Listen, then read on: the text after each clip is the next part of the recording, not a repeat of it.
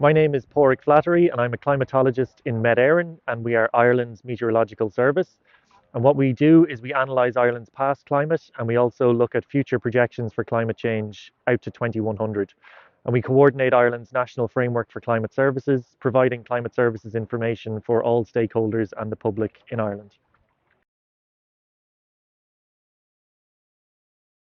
So we try and take the scientific work that we do and create a public friendly or a user friendly way of representing that data. So often we'll have complex information about different weather patterns and climate patterns over time and complex projections for multiple scenarios into the future. And we try and condense them into infographics, into video content, into interactive web pages where people can really see how climate change has affected them and how it's going to affect them in the future.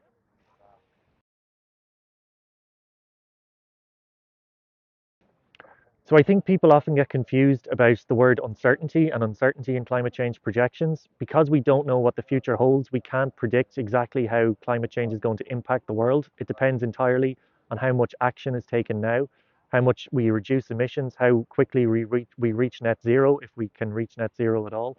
And that really complicates the picture.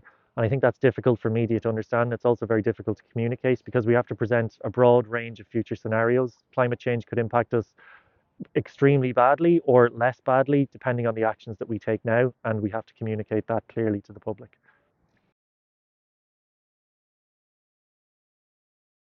I think climate scientists have a huge role to play in trying to communicate work as clearly as possible. Science can be very complicated, it can be quite confusing, it can be jargon heavy, and we need to try and take the key messages from the work that we do, the key take home points, and communicate them as clearly as possible to as wide of an audience as possible.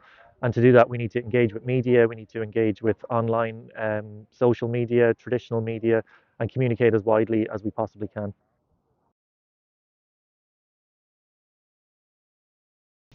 I think it's always good for journalists to connect with climate scientists in person and to actually talk to them, maybe over a phone call or through a presentation or over email, just to ensure that there's as little confusion as possible about the complex messages. Sometimes journalists want to make a clearer point than maybe the scientists can make, and they are much better at doing that.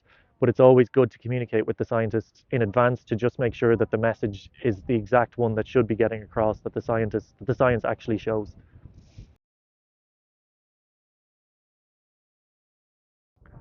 I think a really important message about climate change is that it's already here. You know, the planet has already warmed. 2024 was our warmest year on record.